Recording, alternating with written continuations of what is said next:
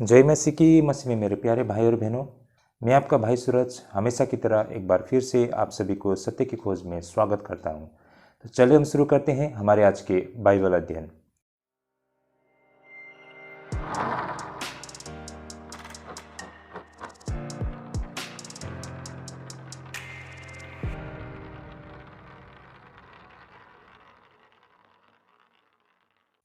तो एक बार फिर से स्वागत है आप सभी को सत्य की खोज में भाई और बहनों। आज का जो हमारा बाइबल अध्ययन करने का रहेगा रोमियो को पत्री 14 अध्याय 1 पद, रोम चैप्टर 14 वर्स 1। भाई और बहनों, हम आज एक ही वर्स को अध्ययन करेंगे क्योंकि देखिए भाई और बहनों, कुछ ऐसे जो वर्सेस होते हैं जो बहुत ही गहरा होता है, इसलिए उसे अध्ययन करने में समय लगता है। यही कारण आज हम एक ही वर्स के ऊपर ही हम अध्ययन करेंगे। इससे पहले कि जितने भी हमारे अध्ययन हैं आप हमारे प्लेलिस्ट से देख सकते हैं। आज हम एक ही वर्स के ऊपर अध्ययन करेंगे, 14 अध्याय 1 पद।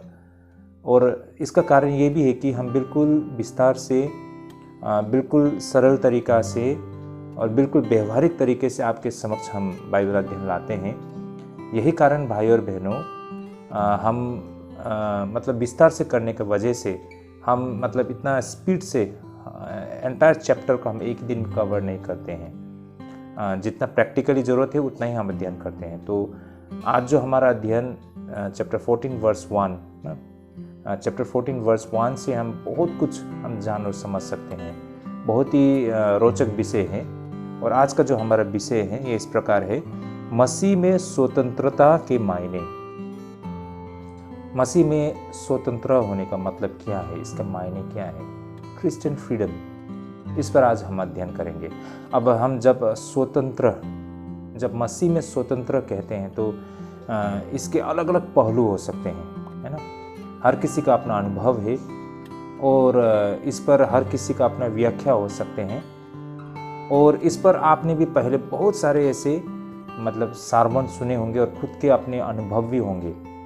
लेकिन आज जो हम अध्ययन करने जा रहे हैं ये प्रेरित पौलुस के संदर्भ में हम अध्ययन करने जा रहे हैं। प्रेरित पौलुस ने रोम के मंडली को जो स्वतंत्र के विषय में बताई थी, उसी विषय के ऊपर आधार करके आज हम अध्ययन करेंगे। तो भाई और बहनों, काफ़ी रोचक विषय रहेगा, अंत तक बने रहिए। आइए हम सबसे पहले वचन को पढ़ लेते हैं। तो यहाँ पर इस तरह लिखा है, रोमी को पत्री 14 अध्याय 1 पद, जो विश्वास में निर्बल है उसे अपनी संगति में ले लो, परंतु उसी संख्याओं पर विवाद करने के लिए नहीं। ओके, आमेन। भाई और बहनों, यहाँ पर कहा गया है, प्रेरित पौलुस कहते हैं रोम के मंडली को, जो विश्वास में निर्बल है उसे अपनी संगति में ले लो, यानी कि उसे अपने साथ ले लो, अपने में उसे ग्रहण कर लो, एक्सेप्ट कर लो, उन्हें स्वीकार कर लो, लेकिन उसी संख्याओं पर विवाद करने के लिए नहीं। यानी कि उसके जो घटी कमी है, जो निर्बल व्यक्ति होते हैं उसमें जो घटी कमी होती है उसकी आलोचना करने के लिए नहीं। तो भाई और बहनों, ये काफ़ी रोचक विषय है। आज इसे हम बिल्कुल विस्तार से समझने जा रहे हैं, यही कारण अंत तक बने रहिएगा। तो भाई और बहनों, इस अध्याय में प्रेरित पौलुस रोम के मंडली में एक अस्थाई और स्थानीय समस्या से निपट रहे हैं। यहाँ पर जो लोग थे उस समय के, वो हमेशा कुछ ऐसे साधन की, जहाँ पर कहने का तात्पर्य रोम के जो मंडली थे वहाँ के जो विश्वासी हमेशा समाधान की मांग किया करते थे। कहने का तात्पर्य उनके बीच में हमेशा विवाद होती थी, है ना। कुछ ऐसे विषय को लेकर उनके बीच में मतभेद होती थी और यही कारण वो हमेशा इन मतभेद को दूर करने के लिए समाधान की तलाश में रहते थे।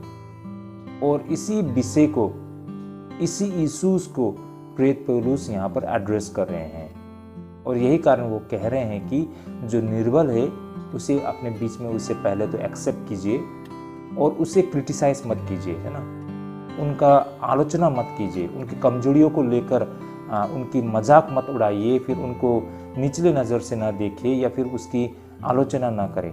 ये बात प्रेरित पौलुस कह रहे हैं। तो ऐसा कुछ प्रेरित पौलुस को कहना क्यों पड़ा था? किस कारण से प्रेरित पौलुस ऐसा कुछ कहते हैं, इन बातों को आज हम समझने जा रहे हैं भाई और बहनों। उस वक्त रोम के चर्च में स्पष्ट विचार की दो धाराएं थी। मतलब कहने का मतलब उस समय के जो मंडली थे, रोम के मंडली, वहां पर दो प्रकार के एकदम स्पष्ट विचारधारा लोग रखा करते थे। जैसे कि कुछ ऐसे भी थे जो मानते थे कि ईसाई स्वतंत्र करती है उन पुरानी सारे मान्यताओं से। उनका मानना था कि जो खान पीन होते हैं उन सारे चीज़ों को लेकर भी जो पुराने नियम के कानून थे वो अब अप्रासंगिक हो गए हैं। मेरी बातों को आप लोग समझ पा रहे होंगे। उस समय के कुछ ऐसे विश्वासी लोग थे जिनका मानना था कि जो पुराने नियम में ऐसे बहुत सारे नियम कानून थे, उन व्यवस्थाओं में बताया गया था, फिर लोगों ने आगे जाके उन्हीं व्यवस्था के आधार पर बहुत सारे ऐसे नियम कानून बनाए थे जो कि प्रतिदिन के खान पीन से संबंधित थे, है ना। ऐसे बहुत सारे रीति रिवाज थे। तो उनका मानना था कि अब हम नए नियम के युग में आ चुके हैं, अब हम प्रभु यीशु मसीह के आज्ञा के अधीन में हैं। यही कारण अब वो सारा पुराना नियम कानून हम पर लागू नहीं होता है। अब वो सारे पुराने नियम कानून व्यवस्था बेमायने हो गए हैं। ऐसा कुछ विश्वासियों का मानना था। उनका यह भी कहना था कि ईसाईयत किसी एक दिन या समय को लेकर विशेष रूप से पालन करने के लिए निहित नहीं है। और यहाँ पर प्रेरित पौलुस ये स्पष्ट कहते हैं कि ये वास्तव में एक वास्तविक ईसाई विश्वास का दृष्टिकोण है। कहने का तात्पर्य भाई और बहनों, उस जमाने में भी ऐसे होते थे कि बहुत सारे लोग, है ना, वो दिन समय ये सारी बातों को ये माना करते थे, है ना।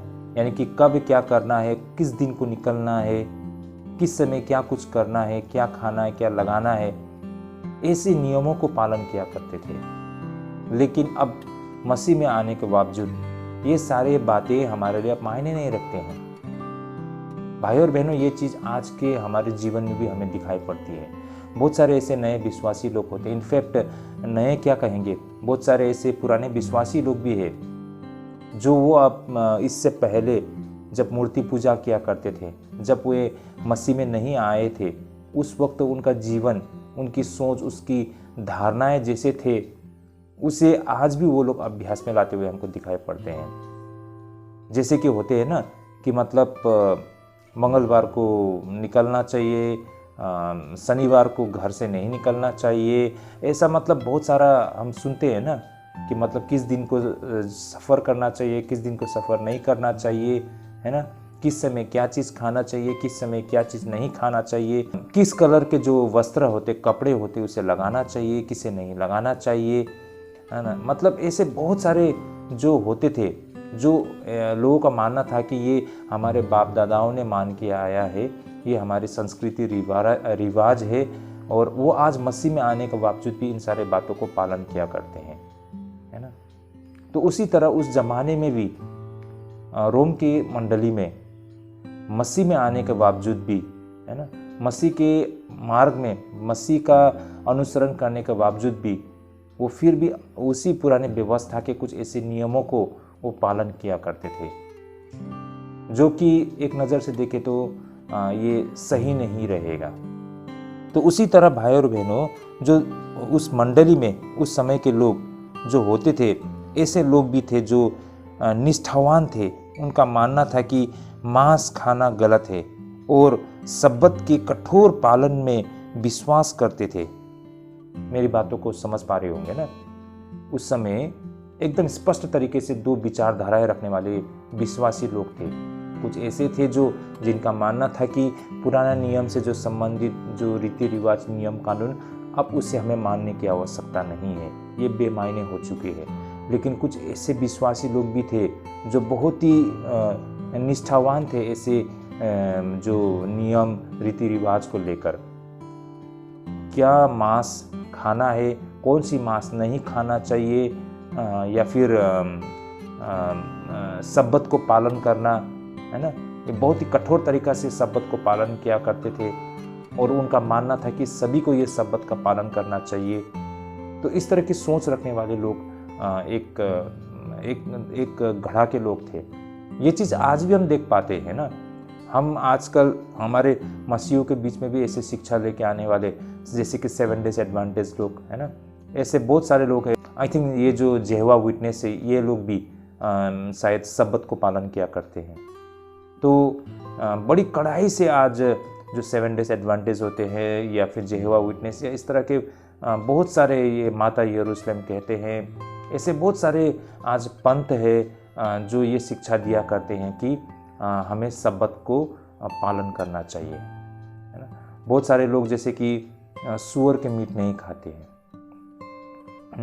उनका कहना है कि ये चीज़ पुराने नियम हम बाइबल में देखते हैं तो ये मनाही है ना, इसलिए वो सूअर का मीट आज नहीं खाते हैं। और एक नज़र से देखे सही भी है, क्योंकि अगर जिस संदर्भ में उस समय पुराने नियम में सिर्फ सूअर के मीट नहीं, कुछ ऐसे जो जानवर के जो मीट होता है उसे खाने के लिए सख्त मनाही था। इसके पीछे ये व्यवहारिक कारण था, क्योंकि उसमें कुछ जम्स होते थे ना, उसमें कुछ बीमारी होती थी जो जिसे लेने पर हम मनुष्य के अंदर में भी वो प्रवेश कर सकता है। और इस आधार पर आज हम इसे नहीं खाते हैं, तो बहुत अच्छी बात है भाई और बहनों। लेकिन भाई और बहनों, आज के समय में अगर हम चाहे तो ये सब चीज़ खा सकते हैं, इसमें कोई मनाही नहीं है ना। क्योंकि आज नया नियम में हम देखते हैं तो इस संदर्भ में जो व्याख्या दिया गया है, इसके आधार पर इसे हम ले सकते हैं।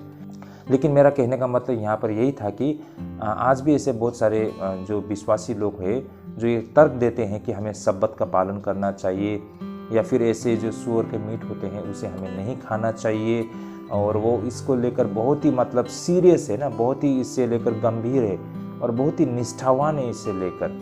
तो यहाँ पर हमें प्रेरित के समय पर भी, जो यहाँ पर प्रेरित पौलुस रोम के मंडली को कह रहे हैं ना, वहाँ पर भी कुछ इसी तरह के विवाद हो रहे थे। कुछ लोग मानते थे कि हमें ये सारे रीति रिवाज को मानने की आवश्यकता नहीं है, कुछ लोग मानते थे कि मतलब इन सारी चीज़ों को आज भी हमें पालन करनी चाहिए। तो यहाँ पर प्रेरित पौलुस ऐसे अत्यंत निष्ठावादी व्यक्तियों को वह व्यक्ति कहते हैं जो विश्वास में कमजोर है।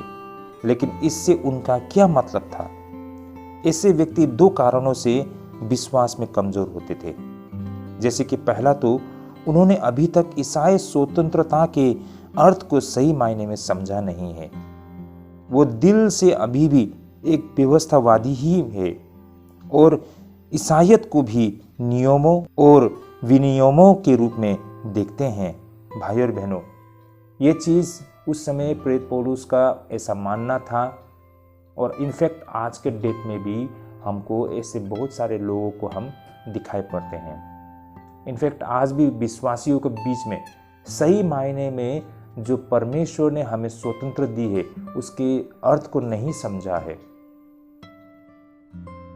यही कारण भाई और बहनों, बहुत लोग तो ये स्वतंत्रता के गलत मायने भी निकाल लेते हैं या फिर इसके गलत फायदे भी उठाते हैं। तो भाई और बहनों, यहाँ पर मैं एक बात को कहना चाहता हूँ कि आज देखा जाए तो हम जो ईसाई लोग होते हैं, सही मायने में अन्य किसी भी धर्म से अगर हम तुलना करते हैं तो सही मायने में ईसाई लोग ही सच्चे परमेश्वर को सबसे करीब से जानते हैं, है ना। और सही मायने में ईसाई लोग ही सच्चे परमेश्वर की आराधना करते हैं। लेकिन ये भी एक हकीकत है कि दुनिया में ईसाईयत में ही हम देख पाते हैं, या फिर ईसाई लोगों के बीच में ही देख पाते हैं कि परमेश्वर को लेकर सबसे ज़्यादा लापरवाह करने वाले लोग भी ईसाई लोग ही हैं। आपने देखा होगा, मैं ऐसा क्यों कहता हूँ, जो मुसलमान लोग होते हैं जब वो मस्जिद में जाते हैं, देखिए भाई और बहनों, वो हाथ पांव धोकर बहुत ही गंभीर होते हैं। जो समय उनका नमाज पढ़ना होता है ना, वो बिल्कुल उस समय बिल्कुल गंभीर होकर उस समय को पालन किया करते हैं। दिन में 3 बार, कोई 5 बार नमाज पढ़ते हैं। उसी तरह सिख धर्म में हम देखिए लोग कितना गंभीर होते हैं। हिंदू धर्म में देखिए लोग बहुत गंभीर होते हैं, है ना, नहा धोकर वो व्रत रखते हैं, है ना। या बुद्धिस्ट धर्म में देखिए लेकिन इन सारे लोगों के बीच में अगर हम ईसाई लोगों को देखते हैं तो सबसे लापरवाह हम ईसाई लोगों को देखते हैं। उदाहरण के लिए देखिए, हम चर्च में जब प्रवेश करते हैं हम जूते लगा के प्रवेश करते हैं। इनफैक्ट मैं भी जूता लगा के चर्च के अंदर आता हूँ, क्योंकि सारे लोग जूता लगा के ही चर्च के अंदर बेंच में आराम से बैठते हैं। अब कुछ लोग बोलते हैं कि हमारा मन साफ होने से हो गया ना। हाँ, बात ये सही है, हमारा मन साफ होने से तो ये काफ़ी है, परमेश्वर हमारा मन देखता है। लेकिन ये भी एक हकीकत है कि जिसका मन साफ है वो बाहर से भी साफ होता है।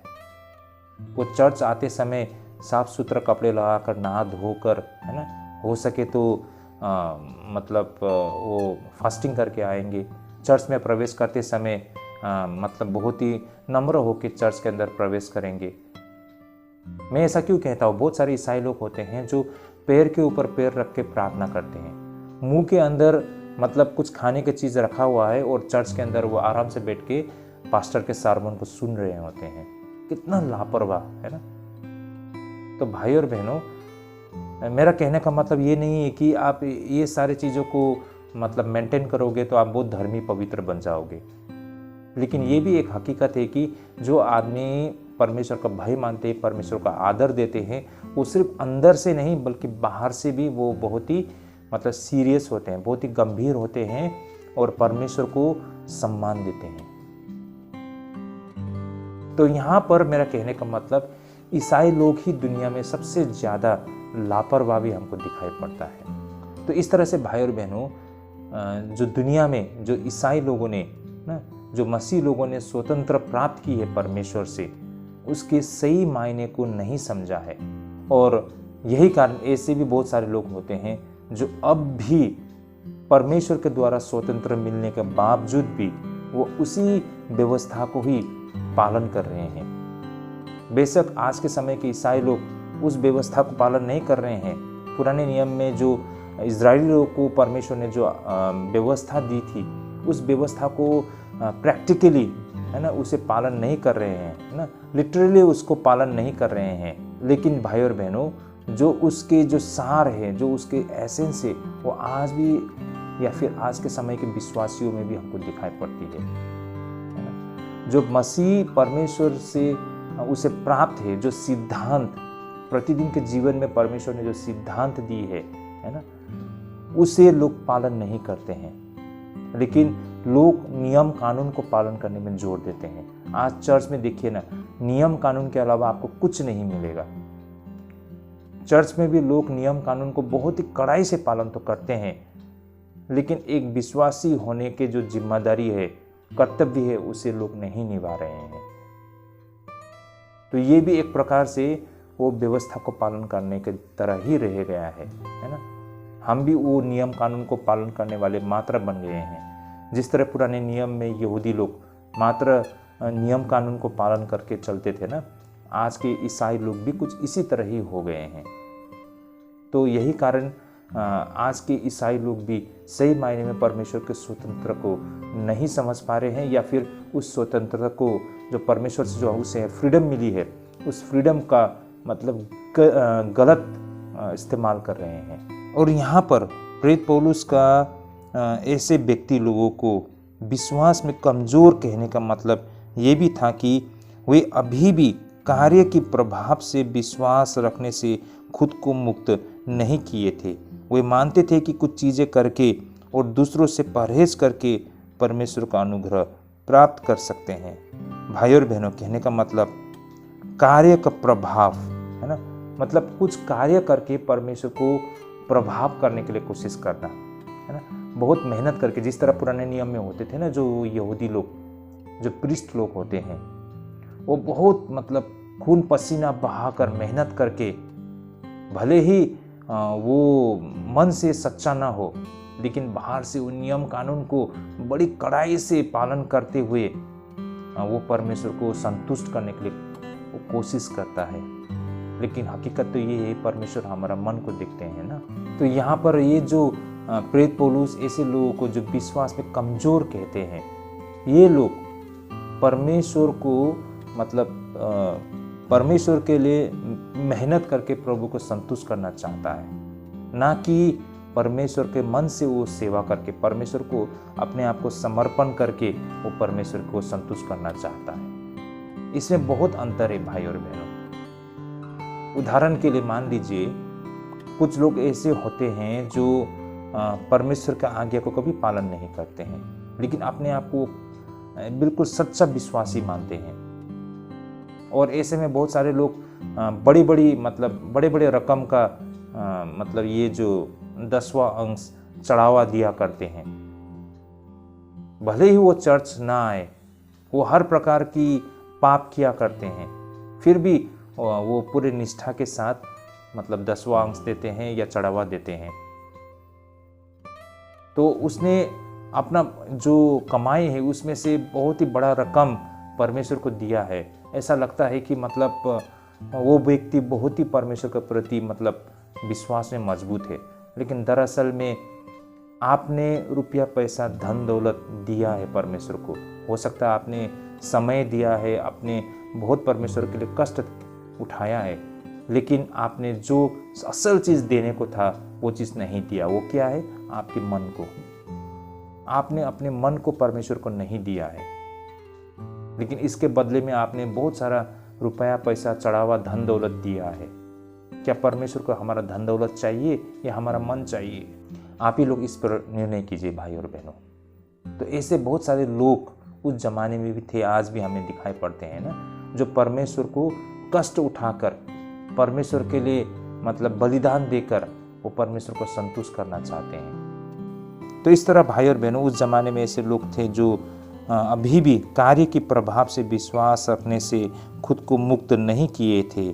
वे मानते थे कि कुछ चीज़ें करके और दूसरों से परहेज करके परमेश्वर का अनुग्रह प्राप्त कर सकते हैं।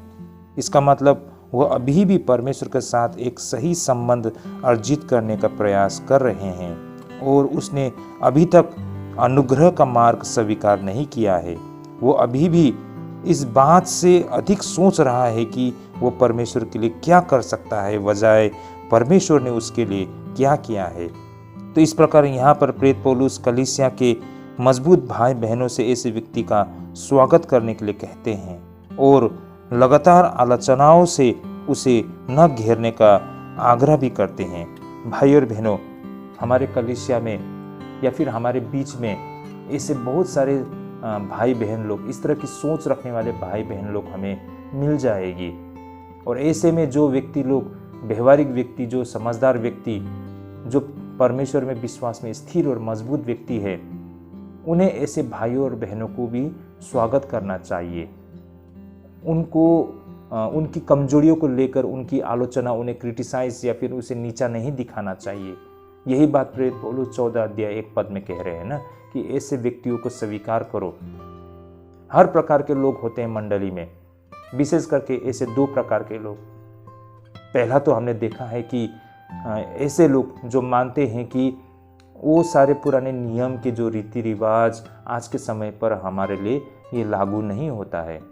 परमेश्वर ने एक नया कार्य किया है और परमेश्वर आज हमें आत्मा का द्वारा अगुवाई करते हैं, ना कि उन रीति रिवाज और नियम कानून और व्यवस्था के द्वारा। ऐसे मानने वाले लोग जो व्यवहारिक लोग होते हैं, लेकिन कुछ ऐसे लोग भी होते हैं, इनफैक्ट ज़्यादातर लोग ऐसे लोग होते हैं जो अभी भी सही मायने में परमेश्वर से जो स्वतंत्र उसने प्राप्त किया उसके मायने को नहीं समझा है, या फिर अब भी वो उसी पुराने नियम की तरह ही, उन यहूदियों की तरह ही परमेश्वर के लिए मेहनत करके पसीना बहाकर या बहुत सारा चढ़ावा देकर प्रभु को संतुष्ट करना चाहते हैं, जो व्यवहारिक बिल्कुल नहीं है। ऐसे लोग भी हमारे बीच में हमें दिखाई पड़ती है और ऐसे लोगों को भी हमें स्वागत करना है। इनको हमें निंदा नहीं करना है, इनकी आलोचना नहीं करना है, इनको हमें नीचा नहीं दिखाना है, वरना मंडली कलीसिया मतलब आगे बढ़ नहीं पाएगा, है ना। दुनिया में हर प्रकार के लोग होते हैं और ये हमारा काम नहीं है कि हम न्याय करें। और सबसे बड़ी बात भाई और बहनों, ये समस्या, जैसा मैं कह रहा हूँ, ये समस्या प्रेरित पौलुस के दिनों तक ही सीमित नहीं थे, बल्कि आज तक भी या आज भी ऐसे दोनों प्रकार के दृष्टिकोण रखने वाले लोग हमारे बीच में दिखाई पड़ते हैं। जैसे कि बहुत अधिक उदार व्यक्ति होते हैं जो कोई सारे चीज़ों में कोई नुकसान नहीं देखती है और दूसरी ओर एक संकीर्ण दृष्टिकोण वाले व्यक्ति होते हैं जो कई चीज़ों पर नाराज भी हो जाते हैं, जिसमें एक उदार व्यक्ति को कोई नुकसान नहीं दिखाई पड़ती है। यहाँ पर प्रेरित पौलुस की सभी सहानुभूति व्यापक दृष्टिकोण से है, लेकिन साथ ही वो कहते हैं कि जब इन कमज़ोर भाई और बहनों में से जब कोई कलीसिया में आता है तो उसको भाईचारे की सहानुभूति के साथ स्वागत किया जाना चाहिए। जब हमारा सामना किसी ऐसे व्यक्ति से होते हैं तो संकीर्ण यानी कि बहुत ही संकीर्ण दृष्टिकोण में, यानी कि बहुत ही narrow minded, narrow thinking, narrow view, बहुत ही छोटा दृष्टिकोण रखने वाले ऐसे व्यक्तियों से हमारा सामना होता है तो हमें 3 प्रकार के दृष्टिकोण से हमें बचना चाहिए। जब ऐसे लोगों से हमारा सामना होता है हमारे प्रतिदिन के जीवन में, हमारे कलीसिया में, और मैं एक बार फिर ये बात को कहना चाहता हूँ कि व्यवहारिक लोग बहुत ही थोड़े होते हैं कलीसिया में। मान लीजिए आपके कलीसिया में 100 लोग हैं, 100 में से 30 आदमी या 40 आदमी, मैक्स टू मैक्स 40 आदमी, नहीं तो 30 लोग, ऐसे लोग ही व्यवहारिक लोग होते हैं। लेकिन जो 70 लोग होते हैं वो अब भी मतलब वो व्यवहारिक नहीं होते हैं, उनकी सोच आपके सोच से फर्क होता है। तो ऐसे में भाई और बहनों, अगर हम मतलब हम एक समझदारी से हम मतलब व्यवहार नहीं करते हैं तो उनके साथ हमारा टकराव होता है और मंडली में अशांति फैलता है, मंडली टूटता है, हम आगे नहीं बढ़ पाते हैं। इसलिए बड़ी समझदारी के साथ इनके साथ हमारी मतलब जो रवैया वो होनी चाहिए, और वो कौन सी है और क्या क्या रवैया है और वो कौन सी जो बातें हैं हमें ख्याल रखने की आवश्यकता है, इस पर अब हम आगे चर्चा करते हैं। तो इसमें से सबसे पहला तो हमें चिड़चिड़ापन से बचना चाहिए। ऐसे व्यक्ति के प्रति अधीरतापूर्ण हमें कहीं नहीं ले जाती है। चिड़चिड़ापन, इम्पेशन, एनोयंस, भाई और बहनों, चिड़चिड़ापन ये मेरी भी एक समस्या है ना। कभी कभी मुझे भी बहुत ही चिड़चिड़ापन होता है जब कुछ ऐसे लोग आते हैं ना जो अजीब अजीब मतलब विचारधारा के साथ होते हैं। उनकी बातों को सुनकर कभी कभी मतलब मेरे को भी चिड़चिड़ापन होता है। ये गलत है भाई और बहनों, ऐसा नहीं होना चाहिए। हम में बहुत धीरज होनी चाहिए, ऐसे लोगों को हमें सुनना चाहिए, है ना। अगर हम इनके साथ बहुत ही चिड़चिड़ापन व्यवहार करते हैं तो भाई और बहनों हम कहीं नहीं पहुंच पाएंगे, इससे किसी को फायदा नहीं होता है। भाई और बहनों, इसमें उन लोगों के साथ हम कितना भी असहमत हो, हमें दूसरे व्यक्ति के दृष्टिकोण को देखने और उसे समझने का प्रयास करना चाहिए। तो ये पहली बात है भाई और बहनों, है ना। हमें चिड़चिड़ापन, इन सारी चीज़ों से दूर रहनी चाहिए। दूसरी चीज़, हमें दूसरों की मजाक उड़ाने से बचना चाहिए, क्योंकि जब कोई जिस चीज़ को बहुमूल्य समझता है और उस चीज़ की उपहास उड़ाया जाता है तो कोई भी व्यक्ति घायल हुए बिना नहीं रहता है। भाई और बहनों, दुनिया में ऐसा नहीं हो सकता है कि आप किसी का मजाक उड़ाए और उसको बुरा ना लगे, ये नहीं हो सकता है। बेशक वो भी आपके साथ हंस दे, है ना, आप उसका मजाक उड़ाएंगे और वो भी आपके साथ हंस पड़ेंगे, लेकिन भीतर ही भीतर उसको चोट लग चुका है। ये बहुत ही गलत होगा। किसी का मजाक उड़ाना ये बहुत ही गलत बात है। चर्च में भी मैं देखता हूँ बहुत सारे लोगों को, है ना, जब कलीसिया में हर प्रकार के लोग आते हैं।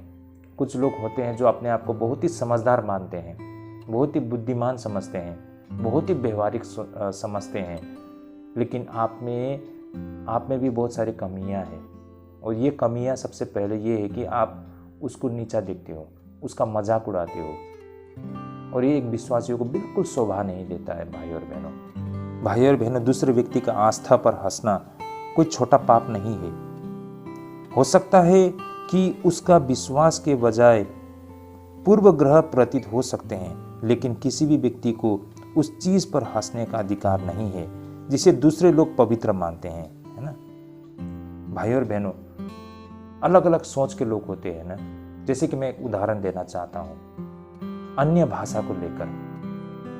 अभी क्या कहेंगे, कुछ लोगों का इस पर बहुत जबरदस्त विश्वास होता है, या फिर कुछ लोग ये जो चिन्ह चमत्कार या चंगाई के ऊपर उनका जबरदस्त विश्वास होता है ना।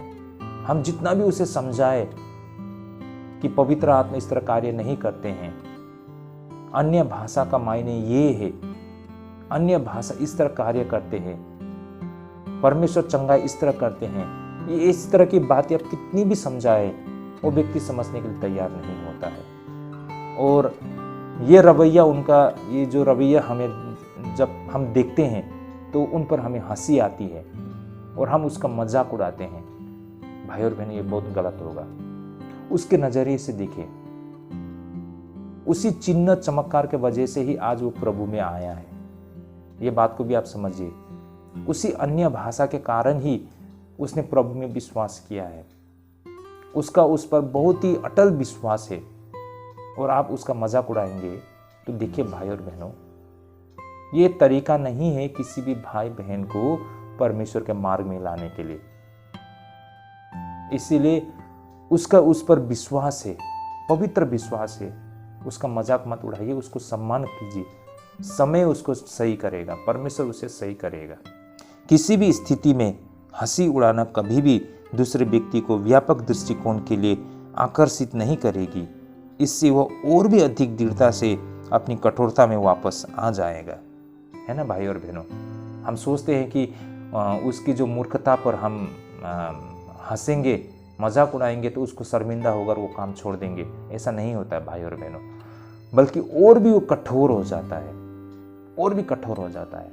इस तरह से आप और भी दूर चले जाते हो। उसे नीचा दिखा के, उस पर हंस के, उसका मजाक उड़ा के, आप उसे शर्मिंदा करा के आप उसे सही रास्ते में नहीं ला सकते हो, बल्कि आप उससे और भी दूर, उससे आप दूर चले जाते हो। अब तीसरी दृष्टिकोण भाई और बहनों, हमें अवमानना से बचना चाहिए।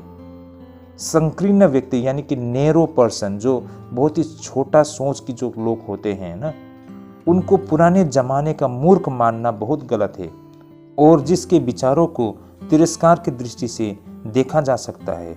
यहाँ पर किसी भी व्यक्ति के विचार उसके अपने होते हैं और उनके साथ सम्मान पूर्वक व्यवहार किया जाना चाहिए। किसी भी व्यक्ति को अपने पद पर रहते समय तब तक जीतना संभव नहीं हो सकता जब तक कि हम उसके प्रति सच्चा सम्मान न रखें।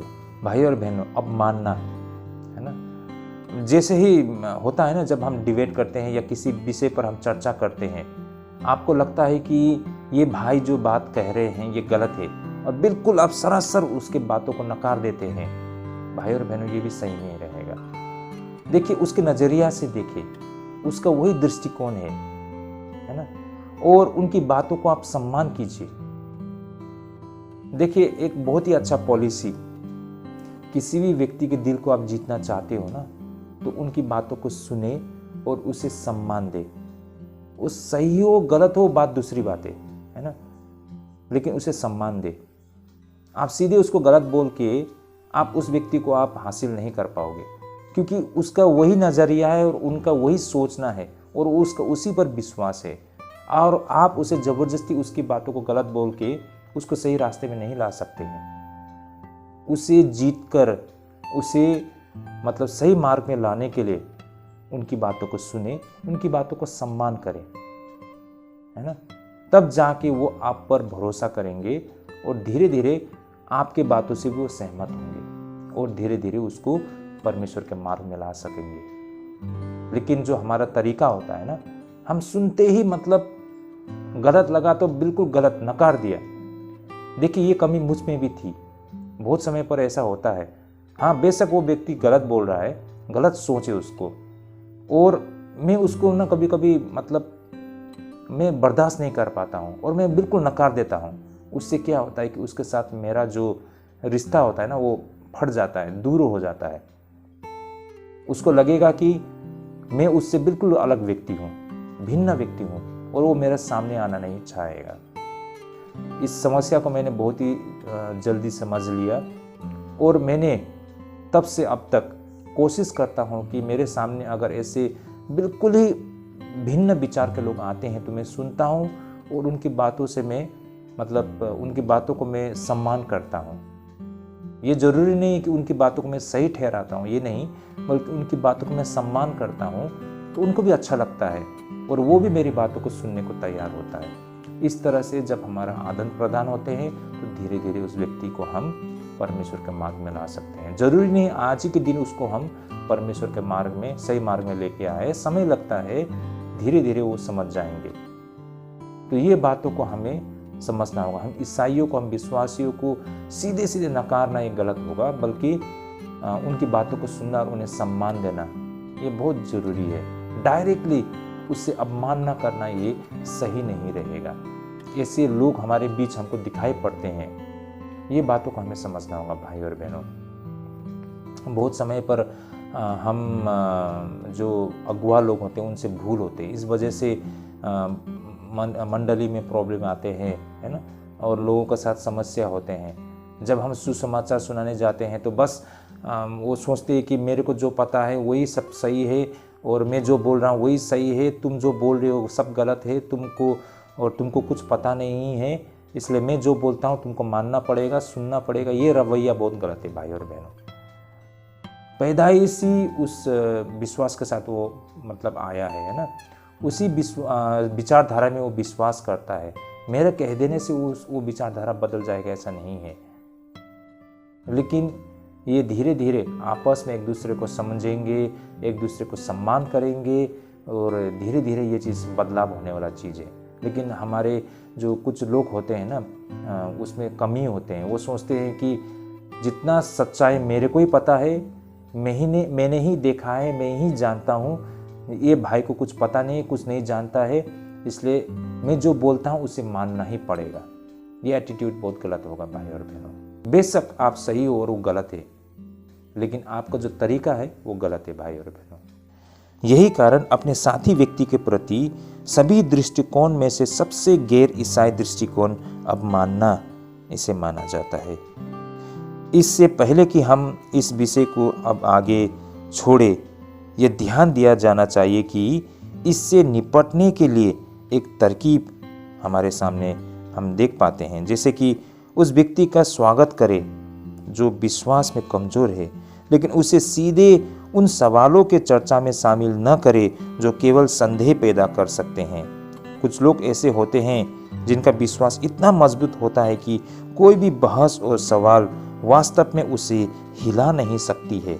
लेकिन ऐसे भी लोग हैं जिनके पास एक सरल आस्था होती है जो चतुराईपूर्ण चर्चा से अनावश्यक रूप से परेशान होती है। यह हो सकता है कि हमारा युग चर्चा करने में अत्यधिक शौकीन हो सकती है, लेकिन यह धारणा देना भी गलत है कि ईसाई धर्म में बहस के तहत प्रश्नों का एक श्रृंखला के अलावा और कुछ नहीं है। भाई और बहनों, हम विश्वासियों को बहुत ही व्यवहारिक और समझदार होने की आवश्यकता है ना। हम मात्र मतलब होता है ना कि मतलब एक जगह जमा होकर मतलब सिर्फ बहस ही करते रहेंगे, लेकिन उसे अभ्यास में नहीं लाएंगे, कोई मतलब नहीं रहेगा भाई और बहनों। बल्कि हम विश्वासियों को उन यहूदियों की तरह नहीं होना है जो सिर्फ बहस करते रहेंगे, जो लेकिन अभ्यास में नहीं आएंगे।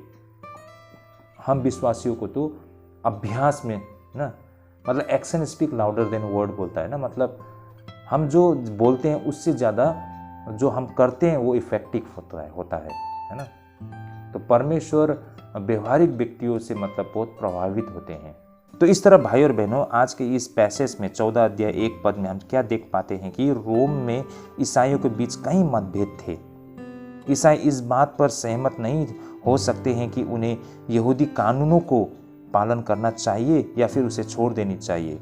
लेकिन भाई और बहनों, हम देख पाते हैं कि प्रेरित पौलुस ने इसी पत्री में ही इस विषय में कई बार चर्चा कर चुके हैं। वो बताते हैं कि परमेश्वर ने व्यवस्था दिया है, लेकिन व्यवस्था लोगों को धर्मी नहीं बना सकता है, जैसे कि रोमियो का पत्री 3 अध्याय 20 पद में बताया गया है ना भाई और बहनों।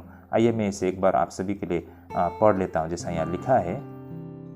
क्योंकि व्यवस्था के कामों से कोई प्राणी उसके सामने धर्मी नहीं ठहरेगा, इसलिए कि व्यवस्था के द्वारा पाप की पहचान होती है। भाई और बहनों, यहाँ पर परमेश्वर ने व्यवस्था दिया है, लेकिन व्यवस्था लोगों को धर्मी नहीं बना सकता। ये बात बिल्कुल स्पष्ट होता है ना। उस समय के जो विश्वासी लोग थे, विशेष करके रोम के विश्वासी, उनका मानना था कि, उनमें से कुछ लोगों का मानना था कि आज भी हमें व्यवस्था, उन रीति रिवाज, उन नियमों को पालन करने की आवश्यकता है। लेकिन हकीकत ये है कि व्यवस्था किसी को धर्मी नहीं बना सकता है। व्यवस्था का उद्देश्य लोगों को यह दिखाना था कि हर किसी ने पाप किया है। रोमी 7:7 में इस तरह कहा गया है। भाई और बहनों, मैं आइए इसे पढ़ता हूँ। रोमी को पत्री 7:7 में क्या लिखा है यहाँ पर? तो हम क्या कहे? क्या व्यवस्था पाप है? कदापि नहीं, वरन बिना व्यवस्था के मैं पाप को नहीं पहचानता। व्यवस्था यदि न कहती कि लालच मत कर, तो मैं लालच को न जानता। तो भाई और बहनों, यहाँ पर यह बात हमको भी फिर से एक बार स्पष्ट होती है कि व्यवस्था का उद्देश्य लोगों को यह दिखाना था कि हर किसी ने पाप किया है।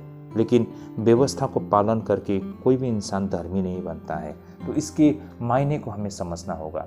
देखिए भाई और बहनों, व्यवस्था मानव जाति को देने से पहले लोग नहीं जानते थे कि पाप क्या होती है ना। जिस तरह एक छोटा सा बच्चा ना, जो 1 साल के 2 साल के बच्चे होते हैं, वो किसी की भी सामान उठा के लेके आ जाते हैं ना। उसको पता नहीं है कि ये किसी का सामान उठा के लाना गलत है, या फिर इसे हम चोरी करना भी कहा जाता है ना।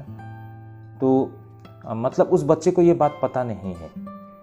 उसी तरह शुरुआती दौर के लोग भी थे, लेकिन परमेश्वर ने उन्हें व्यवस्था दी और उस व्यवस्था में बताया गया कि आप किसी व्यक्ति को ना इस तरह से सामान उठा के लेके आते हो, उसके जानकारी के बिना जबरदस्ती, तो उसे चोरी कहा जाएगा, जो कि पाप है।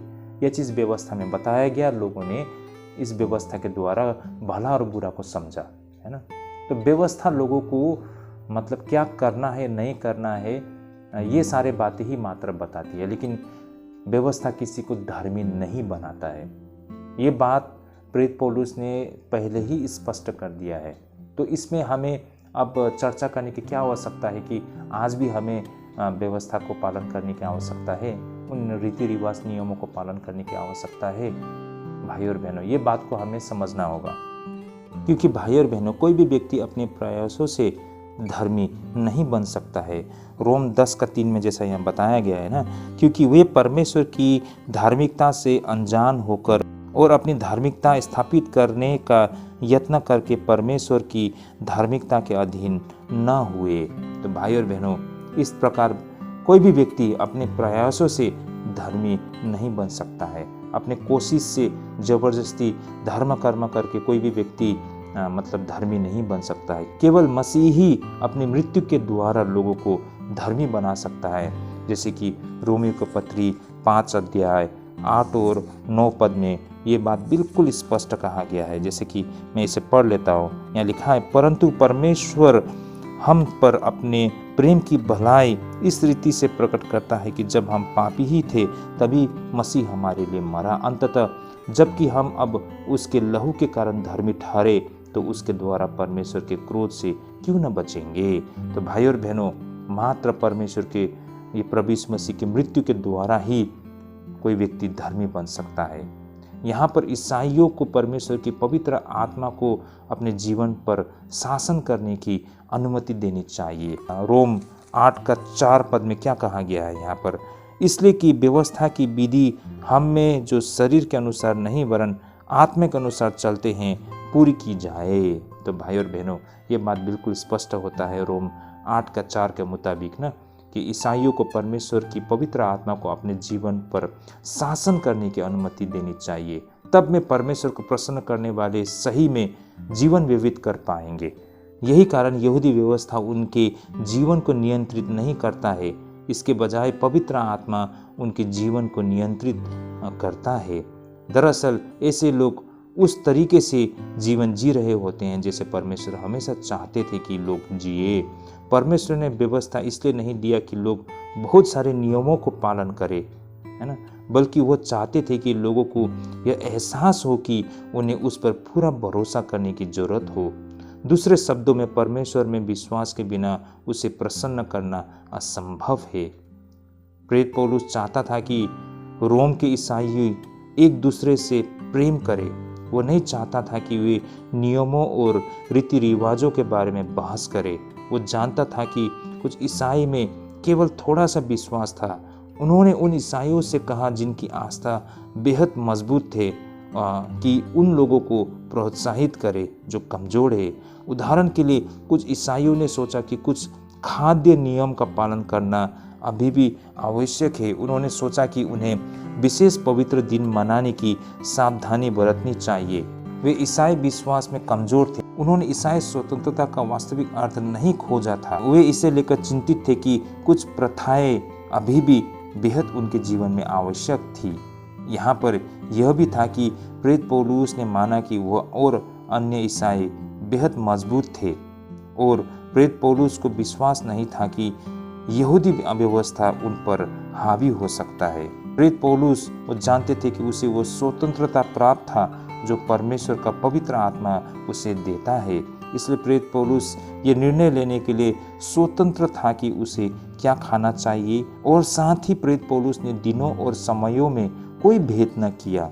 लेकिन प्रेरित पौलुस इस बात को लेकर भी बहुत सावधान रहते थे कि इस स्वतंत्रता का उपयोग किस तरह करें।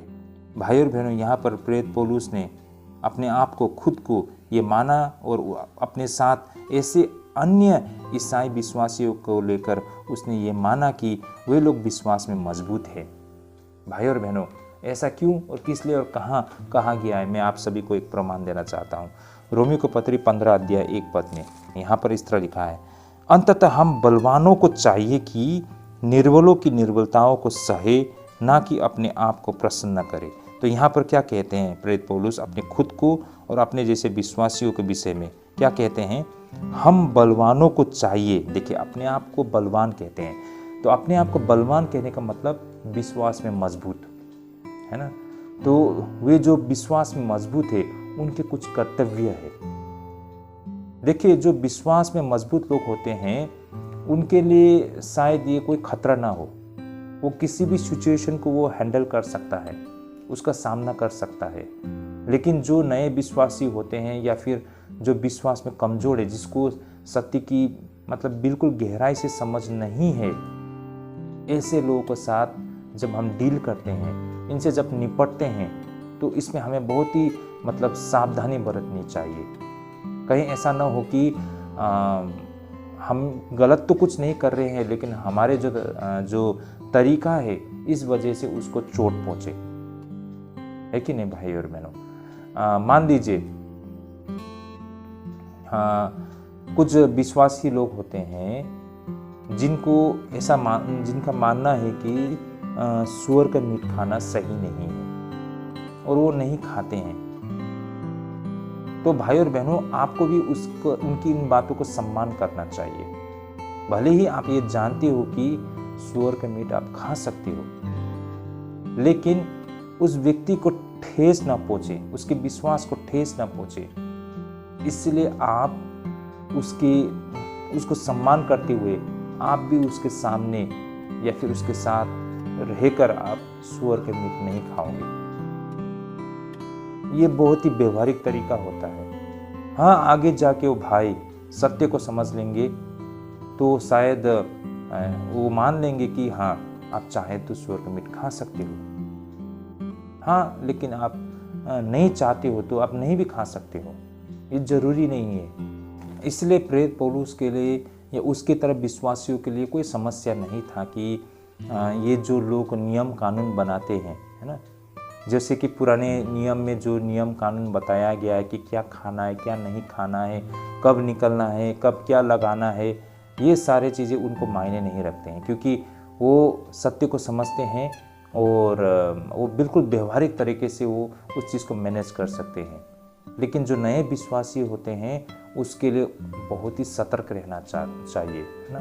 आपके हो सकता है आपके सही निर्णय हो, लेकिन आपके तरीके सही न होने की वजह से दूसरों को वो चोट पहुंच सकता है।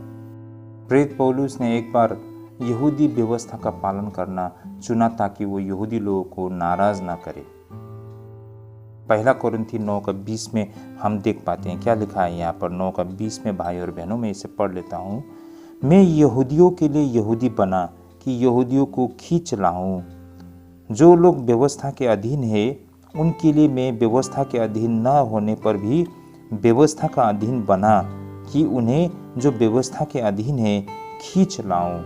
देखिए भाई और बहनों, यहाँ पर वो जानते हैं व्यवस्था को उसे पालन करने की आवश्यकता नहीं है, फिर भी लोगों को परमेश्वर के चरण में लाने के लिए उन्होंने उस व्यवस्था को पालन किया, ताकि वो लोगों के साथ वो सही रिश्ता बना सके और उन्हें समझा सके कि व्यवस्था हमारे लिए मात्र भले और बुरे को फर्क करने के लिए परमेश्वर के द्वारा दी गई है, लेकिन ये व्यवस्था हमें धर्मी नहीं बना सकता है, बल्कि मात्र मसीह के बलिदान ही हमें धर्मी बना सकता है। लेकिन यहाँ तक बात पहुँचने के लिए उसे लोगों को निकट जाना होता है, और वो तरीका था व्यवस्था को पालन करके ही, है ना।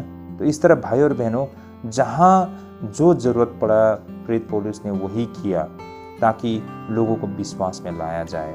और उसी तरह प्रेरित पौलुस ने अपनी स्वतंत्रता का उपयोग इस तरह से कभी नहीं किया जिससे किसी अन्य ईसाई को पाप करना पड़े। भाई और बहनों, यहाँ पर हम 14 अध्याय का 21 पद में ये बात हमको देख पाते हैं ना, कि क्या कहा गया है भाई और बहनों। भला तो यह है कि तू न मांस खाए और न दाखरस पिए, न और कुछ ऐसा करे जिससे तेरा भाई ठोकर खाए। भाई और बहनों, यहाँ पर आप लोग देख पा रहे होंगे ना, बिल्कुल स्पष्ट बताया गया है। मैंने जैसा बहुत बार उदाहरण भी मैं आप सभी के सामने रख चुका हूँ, है ना। भाई और बहनों, हमारा कुछ ऐसे रवैया के वजह से हम किसी को ठेस पहुँचा सकते हैं। उदाहरण के लिए बहुत सारे लोग मानते हैं कि हम ईसाई लोग शराब पीते हैं या फिर गाय के मीट खाते हैं। लेकिन भाई और बहनों, कितने लोग होंगे जो सही मायने में ईसाई होने के वजह से वो शराब पीना शुरू कर दिया उसने और गाय का मीट खाना शुरू कर दिया। ये बात को हमें समझना होगा। ईसाई लोग गाय का मीट खाते हैं, लेकिन वो ईसाई है इसलिए गाय का मीट नहीं खा रहे हैं, बल्कि वो लोग ट्राइबल लोग थे और पहले से ही वो गाय के मीट खा रहे थे, है ना। तो वो ईसाई बनने के बाद भी वो उसी चीज़ को, अपने रीति रिवाज परंपरा को खा रहे हैं, है ना, वो कर रहे हैं। तो ईसाई है इसलिए वो गाय के मीट खा रहे हैं ऐसा नहीं है, बल्कि ईसाई बनने से पहले से ही वो रीति रिवाज को मतलब वो मान के आ रहे हैं। और आज बहुत सारे लोग जो मसीह में आ रहे हैं, जो ईसाई हो रहे हैं, वे लोग आप देखिए वो ऐसा कुछ नहीं खाते हैं, है ना। जैसा वो चल के आ रहा है, जिस तरह से वो ईसाई बनने से पहले जिस चीज़ का मांस खाते थे वही खाते हैं, है ना, लेकिन उससे ज़्यादा कुछ नहीं खाते हैं। और शराब तो दूर की बात है भाई और बहनों, जो खाते हैं उन्होंने भी छोड़ दिया इन सारी चीज़ों को। लेकिन एक धारणा बन गया है कि जब अगर आप ईसाई बन गए हो तो आप शराब पीते हो, आप गाय के मीट खाते हो। बचपन में मेरे को भी बहुत सारे लोगों ने पूछा ना, जैसे ही मेरे दोस्तों को पता चला कि मैं ईसाई हूँ तो वो पूछते थे कि तुम लोग गाय का मीट भी खाते हो ना। इनफैक्ट आज भी यहाँ पर भी बहुत सारे लोग हमसे पूछते हैं कि अगर आप ईसाई हो तो गाय का मीट खाते हो ना। तो ये चीज़ उनके दिमाग में डाल दिया है कि ईसाई हो तो आप गाय का मीट खाते हो। लेकिन हकीकत ये है कि जो गाय के मीट खाने वाले लोग वो ईसाई बनने से पहले से वो मीट खाया करते थे, लेकिन वो आज ईसाई बन गए हैं तो लोगों को लगता है कि वो ईसाई बनने के बाद ही उस चीज़ को खा रहे हैं। उदाहरण के लिए जो अंग्रेज़ लोग होते हैं, यूरोपियन लोग होते हैं, है ना, अभी जो चाइनीज़ लोग होते हैं वो तो क्रिश्चियन नहीं है तब भी वो खाते हैं उसको, है ना। तो ये बात को हमें समझना होगा।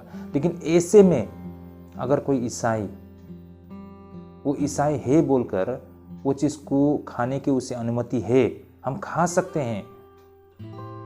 हैं, हमें कोई रोक नहीं है, लेकिन ये अनुमति मिली है बोलकर हम सबके सामने ये खाएंगे तो फिर उन भाई बहनों को और भी हम ठोस पहुंचाएंगे, है ना। जो लोग ऐसे ही मान के आ रहे हैं, हम नहीं खाते तब भी वो मानते हैं कि हम ईसाई इसलिए खाते हैं, तो फिर सचमुच अगर हम खाएंगे तो उनके लिए ये एक जीता जागता प्रमाण बन जाएगा। तो ऐसा काम हमें कतई नहीं करना है। ये बात को, पहली बात तो हमें समझना होगा। दूसरी बात, परमेश्वर ने हमें स्वतंत्र दी है कि ये सारे चीज़ों को हम खा सकते हैं। ये हमारे शरीर की भूख मिटाने के लिए परमेश्वर ने हमारे लिए सृष्टि किया है। ये हमें परमेश्वर ने स्वतंत्र दी है। लेकिन इस स्वतंत्रता का गलत मतलब फ़ायदा उठाना ये बहुत ही गलत होगा। देखिए, परमेश्वर ने ये सारी चीज़ हमें खाने की स्वतंत्रता दी है, तो परमेश्वर ने ये भी हमें दायित्व और जिम्मेदारी दी है कि इन सारी चीज़ों को हम देखभाल करें। तो देखभाल का मतलब ये नहीं है ना कि इस जानवर को मार के खा ले, खाने के लिए दुनिया में बहुत सारी चीज़ है ना, वो चीज़ खा लो।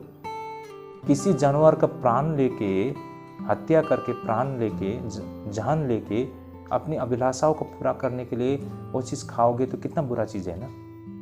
जबकि आपके पास दूसरे स्रोत भी है जो अपने पेट भरने के लिए। और इतने बड़े बड़े जानवर लोगों को मारना, देखिए जानवर लोग में भी समझ होती है, उसमें भी दर्द होता है उनको भी, है ना। वे भी लोगों की तरह लोगों के साथ संबंध बना सकते हैं, उनके भी परिवार होते हैं। ऐसे जानवर को मार के हम अपने पेट कैसे भर सकते हैं? तो जितना हो सके हमें जानवर को नहीं मारना है, उसे नहीं खाना है। ये तो लास्ट ऑप्शन है। अगर कोई चारा नहीं रहा, हम नहीं खाएंगे तो मर जाएंगे, ऐसे में हम खा सकते हैं। या फिर कुछ ऐसे जानवर है जिसे हम खा सकते हैं, जो छोटे जानवर होते हैं, है ना, मुर्गी बोलिए या बकरी बोलिए। लेकिन हो सके तो बेहतर होगा कि आप किसी जानवर को ना खाएं, है ना। आप घास फूस खा के रहिए, पेड़ पौधा खा के रहिए। तो मतलब वेजिटेरियन होना बहुत अच्छी बात है। इनफैक्ट मैं भी मांस खाता हूँ, लेकिन मैं भी कोशिश करता हूँ कि मतलब जितना हो सके कम खाऊं, या फिर प्रभु की इच्छा हुआ और मैं भी कोशिश करूँ तो शायद इस चीज़ को छोड़ पाऊँ, है ना। वेजिटेरियन होना बहुत अच्छी बात है। अगर साग सब्जी से मुझे हर वो न्यूट्रिशन मिल जाती है, मैं ले सकता हूँ, तो बहुत अच्छी बात है। तो मेरा कहने का मतलब, परमेश्वर ने हमें स्वतंत्रता दी है, लेकिन उस स्वतंत्रता का गलत फ़ायदा उठाना ये बहुत ही गलत होगा भाई और बहनों, है ना। तो उस स्वतंत्रता के सही मायने को हमें समझना होगा। प्रेरित पौलुस ने उन लोगों पर आरोप लगाने से संकोच नहीं किया जिन्होंने ईसाई विश्वास की आवश्यक मान्यताओं को अस्वीकार कर दिया था। लेकिन जब कुछ कार्य के बारे में लोगों की राय अलग अलग होती है तो कमजोर और मजबूत ईसाई को एक दूसरे का सम्मान करना चाहिए। मार्टिन लूथर ने कहा था, एक ईसाई सबसे स्वतंत्र है ना, सभी चीज़ों के लिए स्वामी, सभी चीज़ों में स्वामी, किसी अन्य व्यक्ति के अधीन नहीं। भाई और बहनों, सही मायने में ईसाई एक ऐसे स्वतंत्र व्यक्ति है जो सभी चीज़ों की स्वामी में है ना। वो अपना मर्जी और फ्रीडम उसे दिया है। इस तरह 4 का 1 में जो बताया गया है, स्वीकार करे, इसका अर्थ है स्वागत करे। इसलिए चर्च में लोगों को उन ईसाई के प्रति दयालु होना चाहिए जिसका विश्वास कमजोर है। किसी को भी उसे सिर्फ इसलिए जज नहीं करना चाहिए क्योंकि उसकी राय अलग है। तो इस तरह भाई और बहनों, हमारे बीच में हर प्रकार के लोग होते हैं। हर लोगों का अपना राय होता है, अपनी सोच होती है, उसे सम्मान करने की आवश्यकता है। ये बातों को आज के अध्ययन से हमने समझा है ना। उनसे हमें मतलब हमारा चिड़चिड़ा रवैया या फिर उसे बिल्कुल नकार देना, इस तरह की रवैया गलत होगा। उन्हें हमें स्वीकार करना होगा हमारे बीच में, और धीरे धीरे उन्हें हमें परमेश्वर के सत्य के विषय में बताना होगा। तो ये बातों को हमें समझना होगा। ये तो हमें पहले एक्सेप्ट करना होगा कि हमारे बीच में हर प्रकार के सोच रखने वाले लोग होंगे। हर विश्वासी मेरी तरह ही सोच रखने वाले नहीं होता है भाई और बहनों। हमें उन्हें एक्सेप्ट करना सीखना होगा। सही मायने में ये हमारे विश्वासी का एक बहुत ही अच्छा मतलब रवैया या फिर हमारा एटीट्यूड होगा भाई और बहनों। दूसरी बात है, हमने ये भी सीखा है कि जो क्रिश्चियन फ्रीडम है ना, ईसाई स्वतंत्रता, इसके सही मायने को हमने समझा है। तो भाई और बहनों, आई होप आज के अध्ययन के द्वारा हमने बहुत कुछ सीखा और समझा है। अगर हमें लगता है कि ये अध्ययन हमें आत्मिक चीज़ों को समझने में मदद करती है तो ज़रूर इस वीडियो को हर किसी के साथ शेयर कीजिए। आज के लिए हम यहीं पे स्थगित करते हैं। अगले बाइबल अध्ययन में हम लोग मिलेंगे। मैं आशा करता हूँ ये आज की अध्ययन हम सबके लिए ढेरों आशीष लेके आएगी। तो अगले रविवार फिर से मिलते हैं। परमेश्वर आप सबको ढेरों आशीष करे। जय मसीह की।